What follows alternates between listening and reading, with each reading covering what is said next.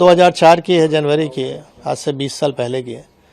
और मुख्तार अंसारी का जो भय का साम्राज्य था वो चरम पे था, और सरकार द्वारा जब समर्थन ऐसे माफियाओं को हो जाए तो आप समझ सकते हैं।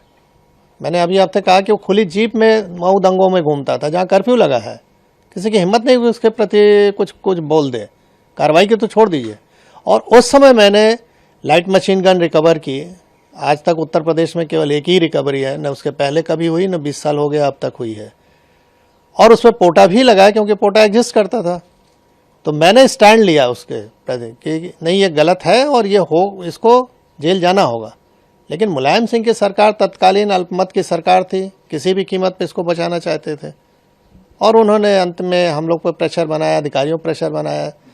जब कोई नहीं सुना तो आईजी जोन जो थे उनका ट्रांसफ़र, डीआईजी रेंज का ट्रांसफ़र, एसएसपी एसटीएफ हमारे थे उनका ट्रांसफ़र, और अंत में ऐसा माहौल बनाया गया कि मुझे भी रिज़ाइन करना पड़ा 15 दिन बाद ही। लेकिन मैंने रेजिग्नेशन में लिखा और जनता के सामने इस चीज़ को रखा आप लोग के माध्यम से कि देखिए, जनता पॉलिटिकल सिस्टम में आप ही ने चुना है इस सरकार को, और किस तरह की ये सरकारें चल रही हैं कि जो माफियाओं के निर्देश पे काम कर रही हैं। हम लोग चुन के आते हैं, सेलेक्ट होते हैं, यानी जब तो बोला जाता है कि आप पब्लिक सर्वेंट हैं। आम बोलचाल की भाषा में हम कहते हैं गवर्नमेंट सर्वेंट है, और हो गए हम पार्टी के एजेंट अगर काम करें जिस तरह से वो कह रहे हैं। तो ये गिरावट की स्थिति बहुत ही खतरनाक थी। धीरे धीरे इस पर लगाम लगा है। न्यायालय में अब निर्णय आने लगे हैं जो कभी नहीं आते थे, दशकों तक, 2-2 दशक तक नहीं आए, अब आ रहे हैं 3-3 दशक के बाद। तो स्थिति बदली है, नो डाउट, और उसका नतीजा आप लोग देख रहे हैं कि अपराध में अंकुश भी हो रहा है। सर, क्या लगता है उस समय कितनी बड़ी चुनौतीपूर्ण रही कार्रवाई जो मुख्तार अंसारी पे आपने की, और आज जिस तरह से आपने कहा न्यायालय में निर्णय आ रहे हैं, कानून व्यवस्था जिस तरह से है, उस समय अगर वो ऐसा रहता तो क्या उस समय मुख्तार अंसारी पे कार्रवाई हो सकती थी? नहीं, स्वाभाविक है। अगर शासन प्रशासन, हम तो किसी सपोर्ट की भी उम्मीद नहीं करते थे, हम तो अपने दम पे रिकवर किया, मैंने अपनी टीम के साथ। तो हमको सपोर्ट की जरूरत नहीं है, हमको तो, हम ड्यूटी है मेरी, हमको ये मेहरबानी नहीं कर रहे थे किसी पे। हमारी ड्यूटी है कि ऐसे असामाजिक तत्वों को रोका जाए जो जनता के लिए कहर बन सकते हैं। तो मैं तो अपनी ड्यूटी कर रहा था। अगर मुझे ये ड्यूटी केवल करने दिया जाता, मुझे सपोर्ट की कोई ज़रूरत नहीं। सपोर्ट तो सिस्टम बना हुआ है गवर्नमेंट के कि हमको फोर्स दे रखा है, हमको आर्म्स एम्युनिशन दे रखा है।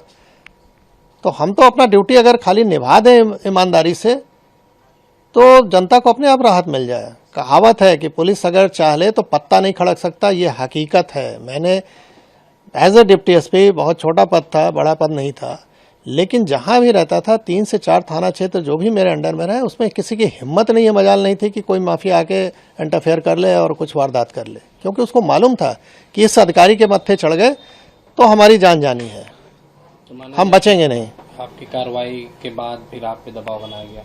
स्वाभाविक है, दबाव नहीं बनाया गया होता तो मैं इतनी अच्छी नौकरी क्यों छोड़ता भाई।